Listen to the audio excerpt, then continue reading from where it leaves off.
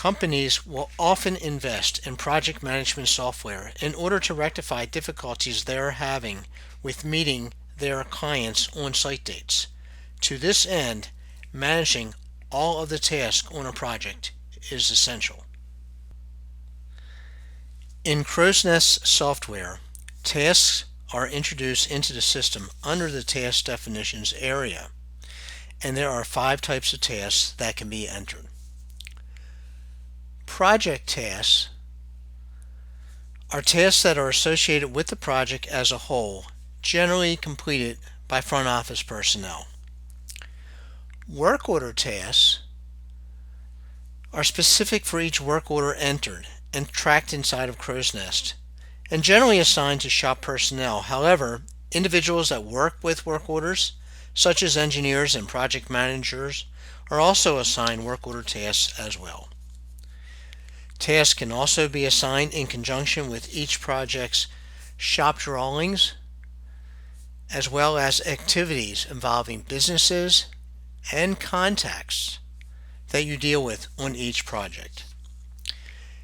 In this video, we're going to spend time talking about project-oriented tasks, but the concepts shown here apply just the same for all Crow's Nest types of tasks. Taking a closer look at the elements of a task, first, there is no limit to the quantity of tasks that can be entered.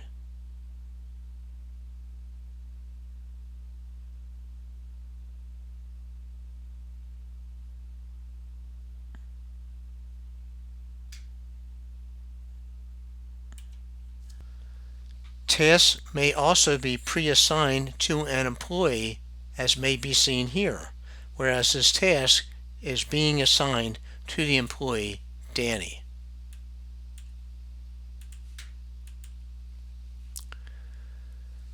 For even greater flexibility, tasks may be assigned to a project role, such as the role of estimator.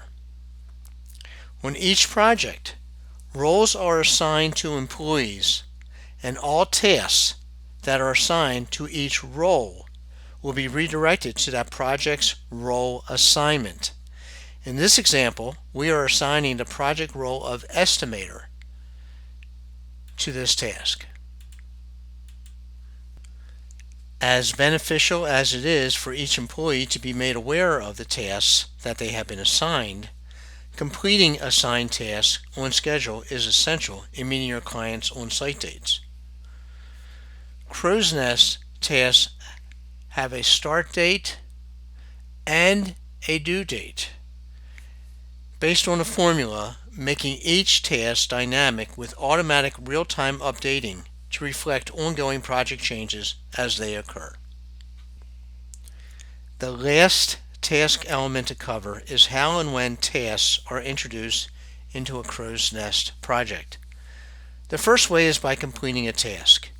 Each task may be set up such that when completed, it will then trigger the next task or set of tasks. In this example, we will see that the task submit a sample by creating a material requisition,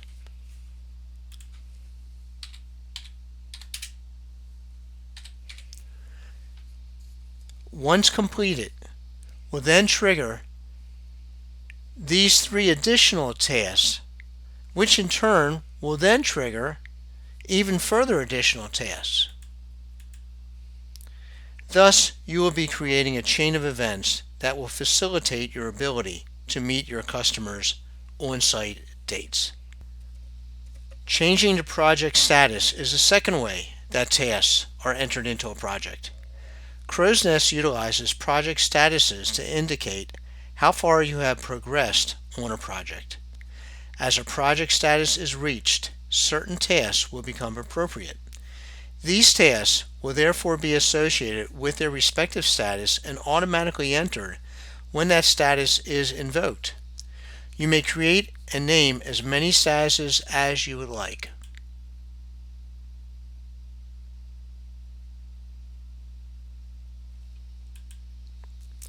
As an example, once the project has reached the active status, this set of tasks will automatically be entered into the project.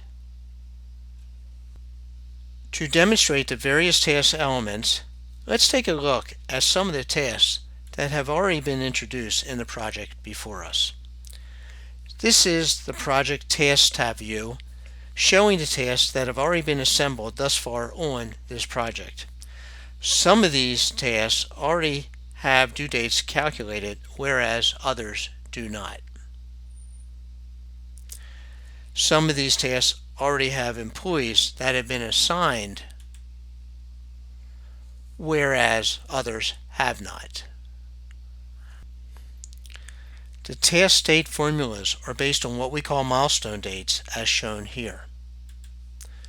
These milestone dates are user created, and as they pick up actual values, the respective task date formulas will kick in to automatically produce updated task start dates and/or task due dates. For example, entering a date for the user created bid due date will then produce the due dates for all the tasks tied to this particular milestone date.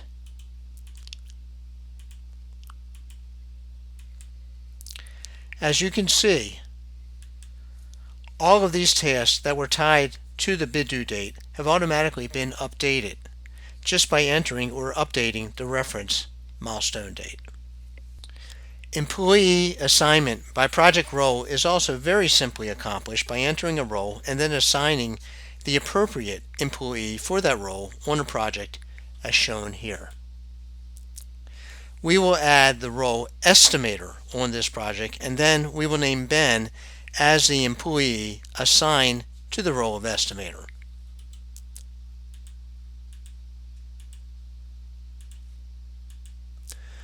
As you can see, 4 tasks will be redirected from the generic state of project role to specifically assign to Ben. Looking back at this project's task, each task has now been updated and has an employee assignment. Now, let's assume that we have progressed on this project such that we can change the status to active, resulting in the triggering of all tasks that have been entered whenever we do reach the active status on this project. These are the same set of tasks that you saw earlier that will always be introduced when we enter the active status on this project. Doing a refresh, we can now see all the tasks that have been entered. Lastly, tasks may be set up to be triggered when a previous task has been completed. Simply check the Done box on a task to indicate its completion. In this example, we will complete the task, send out sub-requests, which will then trigger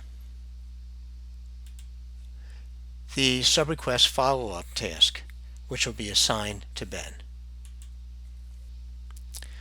Staying with the Task tab view, up to now we have only been viewing those tasks which are incomplete. However, you may also use the Completed checkbox to show any of the tasks that have already been completed in addition to those that remain incomplete. This will enable you to keep your screen uncluttered, yet still retaining the ability to bring back those completed tasks when you need to look at them.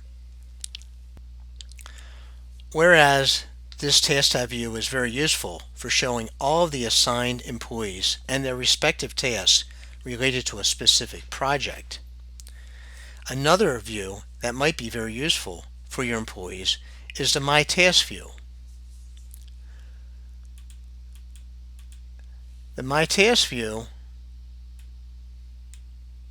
is a powerful and convenient way to prioritize each employee's work based on sorting their assigned task in due date order.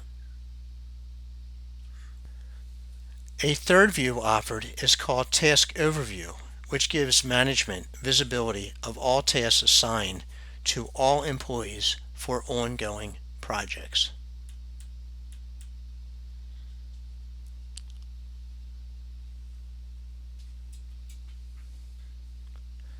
But Task Overview can become even more useful by creating your own filters to display only the specific information you are seeking. As an example, maybe you want to look at all of the project level tasks that are open for just one employee. In this example, I am going to create a new filter to look at all of the tasks only assigned to one of our employees named Danny. So we will name this filter Danny's Tasks.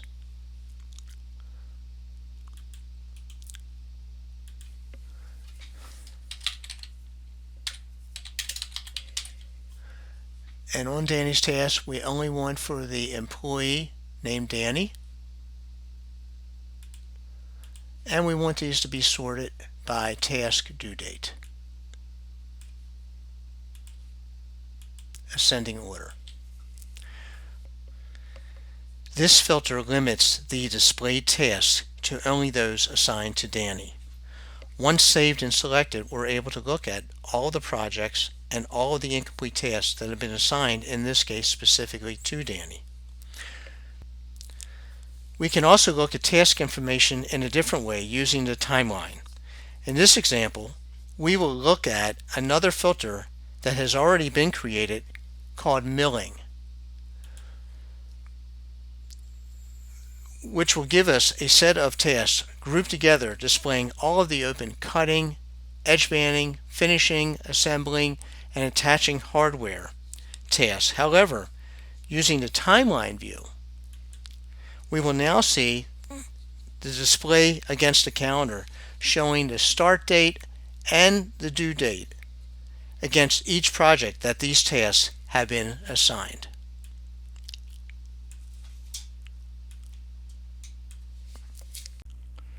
So in summary, by creating a series of tasks, a chain of events will be created that will augment your success rate of keeping your projects on time, on budget, and most importantly, meeting your customers' on-site date requirements.